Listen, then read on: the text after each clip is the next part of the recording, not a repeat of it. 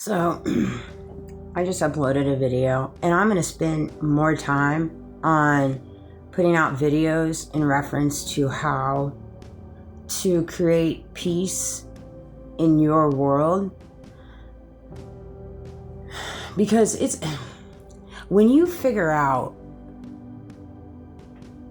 what's important to you, what makes you happy, what makes you tick, how you think, how you articulate, it's really easy. Once you figure out yourself, like every nook and cranny of who you are, you then start realizing what's important to you. What's important? What do you want to gain out of this experience of life, right? While you're here on earth. It becomes very evident to you when you start figuring out yourself. Whatever that looks like for you, because we're all different. We're all uniquely made. And what's important to me may not be important to you. And what's important to you might not be important to me, right? And that's okay. That's what makes us different. But because I've figured out myself and what's important to me, it's very easy for me to create a world of peace in a reality that doesn't want me to have peace, because I have learned what's important to me. And so when I have things in my reality that I'm surrounded by on a daily basis, just with straight chaos, manipulation, coercion, bribery, religious misuse, cult-like dynamics, different things, right? Because we all find ourselves in the same categories. I mean, with everything from the top to the bottom, what's been plastered on the news, TPUSA, like we're all fighting these same battles in different ways, right? But you can take control of what you're taking in, even in a world that doesn't want to provide you peace, because you know what's important to you, right? So for example, okay, there's news on, you hear it, there's certain things that aren't sitting with you well. All right, release it, let it go. If you're watching something on the news, you're watching something in a movie, you're watching something on a show, and it doesn't resonate with you and it makes you feel some certain way, that's your gut instinct telling you something ain't right here. It just is. See, so often enough, we don't listen to ourselves. We don't listen to ourselves. Up until like 2.5 years ago, until I resigned, I never listened to myself. I never listened to myself. I never listened to my thoughts. I never listened to my feelings. I never listened to my wants. I never listened to my desires. I listened to everybody else's. I let everybody else's wants, desires, and all this stuff for me be my trajectory of which way I went. Until I realized, like, why am I allowing people in my life to dictate what does or doesn't make me happy? Why is that even transpiring? And so it was very eye-opening to me last night when I had all this stuff come to me in reference to being able to take control of my reality and find peace in my reality in a world that wanted me to not be at peace and, act out and do all these things, which is so crazy to me when it comes to like humiliation rituals and things like that. Like the only thing in reference to a humiliation ritual is like they bank on it making you go cuckoo for Cocoa Puffs, or they bank on your actions or reactions that haven't even transpired. So it's banking on you doing something that you hadn't even done yet, right? And that just seems really ignorant to me. Like you're just putting your eggs in the wrong basket. When people partake in these types of ritualistics and these types of things, you got to ask yourself, why? There's so much other things in this world that you can be exerting your energy into, and the world deserves it. Your children, your family, they all deserve it. They deserve that energy. I wish people would put their energy, whatever they have put into this whole extravaganza, this Truman Show, thing we're doing here. I wish they would put it in to themselves. I wish they would put it into their families. I wish they would put it into their purpose. I wish they would put it into their calling instead of do this whole thing. But, you know, those are things that they're going to have to figure out on their own.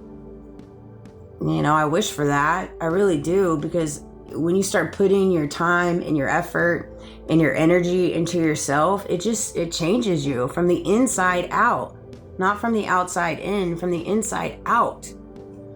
It just does. And I'm trying to push out my secret sauce to help people get to a place where I'm at. I'm finally at a place where I'm like, okay, I can see clearly now, the rain is gone. I mean, I just can. I can see all the different moving parts in my life and how God has just so strategically placed everything. I was put in this little simulation. I was put in this little operation, and, you know, they thought they had the upper hand in my world, in my life. And God's like, I'm going to let you think you do, actually. We're going to pull a fast one on you. And the God's like, poof, pull the wool over their head. I know they're feeling it. I can feel it. I can feel their energy. I'm feeling it too. And so it's like, it's a sting. It's a sting across the board. It didn't have to get here. It shouldn't have got here, quite frankly. It never should have got here. If people landed on their morals or values and their integrity and their ethics, it wouldn't have landed us here, because there has been signs and synchronicities that God has been sending everyone across the board to stop for years. And they know it. I know it too. They do. And I know they're feeling the heat. Now, I know they're not pushing that out into the world, right? It's all behind closed doors, and it's all inside their head. And they've mastered walking around with false facades and fake faces. They just have. And it's very sad. It's sad. You shouldn't have to master walking around with a false facade or a fake face. So you can gain what? More money, more power, more clout? At the end, who really wins? Do you? You have to ask yourself that. And that's where it's really important to figure out what's important to you, so you can create a world of peace and what you're willing to do to keep that peace. Because if you're willing to pour out negativity, willing to attack people, willing to pour out falsicities, pour out fake truths, willing to sign the dotted line so you can take the bribe, so then you can stand with injustice, hiding things, cover-ups, it's gonna eat at your heart. It's gonna eat at your heart. It's gonna eat at your mind. It just is.